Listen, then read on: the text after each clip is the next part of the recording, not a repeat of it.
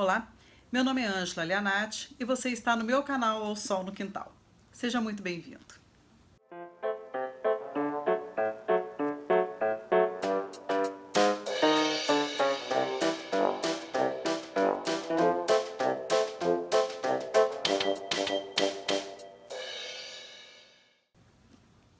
O livro que eu trago hoje para apresentar para vocês é esse genial Absalão, do escritor americano, nascido e criado no Mississippi, chamado William Faulkner.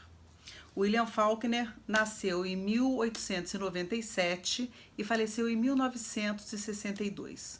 Ou seja, ele nasceu tempos depois da Guerra de Secessão, a Guerra Civil Americana, né, e que muitas famílias foram à bancarrota exatamente porque acabou o regime escravocrata. E aí nós vamos entender como que o Faulkner se utiliza desses elementos, né, e como ele compõe essa narrativa brilhantemente. O que nós temos aqui? Bom, em primeiro lugar eu gostaria de pontuar que esse livro é dedicado a uma pessoa que segue o meu canal chamado Thales Cidreira, porque ele ficou insistindo desde que eu terminei de ler o livro. Ele começou a insistir: Ângela, eu quero a resenha desse livro, eu quero a resenha desse livro. Eu falei: não, eu vou fazer para você, não pode deixar que eu vou fazer. Eu acho que eu gravei umas 4 vezes, umas 4 resenhas e apaguei todas elas, porque o meu senso crítico muito severo não deixava eu publicar, não deixava eu publicar. Mas graças à insistência dele, eu tô aqui para falar para vocês e já vou dizendo que não vou considerar uma boa apresentação do livro, porque como foi um livro muito denso para mim, eu não me sinto muito à vontade para fazer uma resenha assim. Eu acho, não sei, tô meio travada. Mas vamos lá que eu vou tentar, que isso aqui eu prometi, então eu vou cumprir, né? Então, vamos ver como é que se desenrola essa história. O título, ele é uma alusão à história bíblica do rei Davi e de seu terceiro filho rebelde, Absalão, que ele tenta usurpar o trono do pai. Então, mais ou menos essa conexão existe aqui numa história relativamente simples. A história não é complicada. É uma história macabra, é uma história terrível, uma história trágica, não sei, né?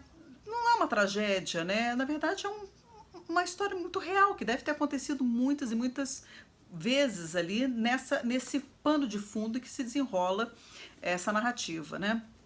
Ou as proposições aqui vivenciadas, que é essa guerra civil. Quem assistiu O Vento Levou, né, consegue perfeitamente entender o que foi, né, a extensão que foi isso aqui.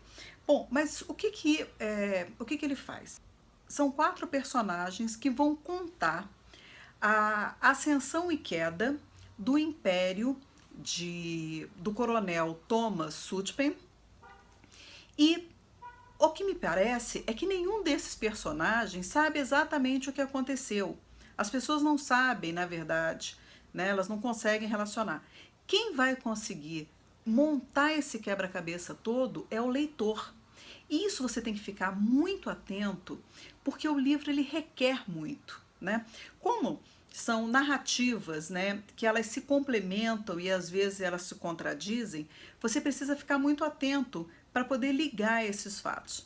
E também não existe uma cronologia, né? Eles são fatos encadeados, mas eles não são expostos de forma cronológica. Então você tem um fato aqui, daqui a pouco aquilo que explica tem, sei lá quantas páginas depois. Então você tem que voltar para ler. Então o coronel Thomas os 4 personagens, vamos falar dele. Os 4 personagens são a velha poetisa, a senhorita Rosa Coldfield, que ela está no gabinete e ela é procurada pelo Kent Compson. Então, quem é ela? Ela é irmã mais nova de Ellen Coldfield, que vem a ser a esposa desse coronel Thomas Sutpen. Mas essa Rosa, ela também vai ser posteriormente noiva dele. O outro narrador, né, então é um Kent Compson, que ele vem de outro romance do Faulkner, que é o Som e Fúria, o Som e a Fúria, e ele vem para esse romance e ele tem o conhecimento dos fatos, né, que aconteceu já há 50 anos atrás, porque ele discute com o seu colega de quarto em Harvard, o Shreve, ele conta isso, quer dizer, são coisas que aconteceram há 50 anos atrás, então eles vão remontando. Ele ouve muitas histórias, que a gente ouve muitas histórias do pai dele, o Sr. Compson, que também conheceu o coronel, né, Thomas Sutpen, na infância e adolescência, mas também ouviu muitas histórias de seu pai. Então, Kent tem as histórias dele narradas pelo pai, que ouviu do avô e da senhora Rosa. E aí ele vai discutir com um colega de quarto. Então, esse coronel,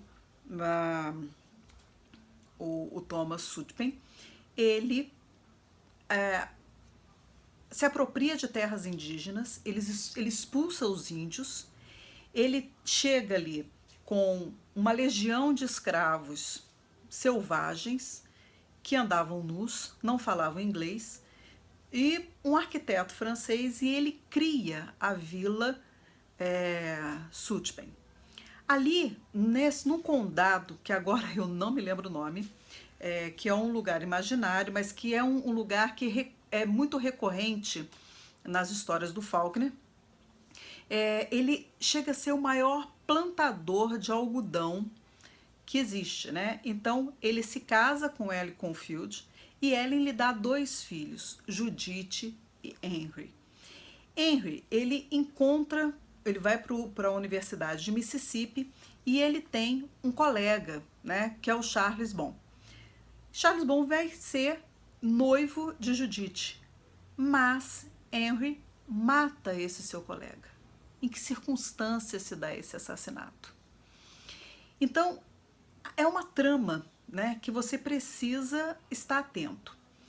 Por fim, eu digo o seguinte: foi um livro que é muito intenso, um livro que ele pediu mesmo muita atenção. Entretanto, como você vai usando pano de fundo a Guerra de Secessão, isso já te dá uma pista do que vai ser, né? Porque o coronel, imagina que ele criou um império, de onde que ele conseguiu tanto poder, né? Ele criou um império e ele foi à bancarrota, né? Todo o império dele foi destruído. Em que circunstâncias? Por que foi destruído? O que foi? O que aconteceu para todo esse império ruir? Então esse é o grande lance desse livro. O leitor, que vai ser um detetive da história, ele vai chegar ao final desse livro mais ou menos achando que sabe tudo o que aconteceu. Eu tenho minhas dúvidas, assim, né? Porque esses personagens, o Faulkner vai se utilizando de uma técnica chamada fluxo de consciência. Então, esses personagens, esses narradores, eles vão devaneando, eles vão contando, e é aquilo que eles elencam. E aí você tem que ver a subjetividade de cada um, as limitações da linguagem, as percepções, ou aquilo que se escuta. Sabe aquela história do telefone sem fio? Aquilo que você escuta, aquilo que você processa, aquilo que você devolve? Então, e o leitor, ele fica no meio, né, dessa confusão toda, tentando montar essa historiazinha. No final, essa historiazinha não, essa história e tanto. Ao final, você vai ser recompensado. Eu particularmente digo que vou demorar um pouquinho para ler outro livro do Faulkner, porque eu achei muito difícil. Então eu queimei muitos neurônios, e aí eu preciso reconstituí-los, e aí eu preciso de um tempo, realmente. Foi um livro que me absorveu muito, muito. Mas eu quero ler os outros livros, sim. Eu gostei muito. Depois que você pega o jeito dele contar, né, e como ele apresenta os fatos, ou não apresenta, né? Ele não apresenta os fatos, ele sugere, e aí você que vai montando. Esse exercício, ele é muito interessante. Então é uma coisa que realmente eu recomendo como leitura, ter essa experiência dessa narrativa modernista, né? Não logicamente estruturada, como aquela fluida que a gente pega e vai lendo, os fatos se encadeiam e tudo se encaixa, né? Ou então, quando não se encaixa ali, você rapidinho vai ver, daqui a pouco vem. Esse não.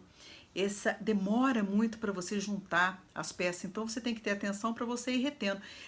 Eu quase fiz um quadro para poder entender as narrativas, as percepções de cada um. A vontade que eu tive foi de pegar os narradores, a senhora Rosa Caulfield, o Kent Compson, o senhor Compson, não, pai do Kent, né? E o colega dele, o Shreve, né? Que ele também vai debatendo ali.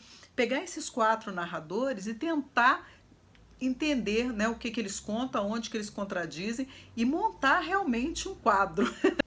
Talvez eu fosse melhor sucedida na minha compreensão se eu tivesse realmente esquematizado desse jeito, mas eu não fiz. Então agora, mas é um livro que realmente ele até merece uma releitura. Ele merece uma releitura, não agora, né, porque eu não tenho mais neurônio, mas qualquer dia eu releio. E esse livro aqui, essa edição que eu tenho, é da extinta Kozak Naif. Linda, linda, linda, linda. E aqui tem a capa, né? Aquelas casas. Olha que coisa mais linda.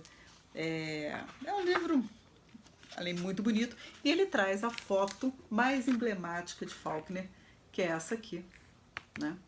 É uma foto muito bonita. E ele é um gênio.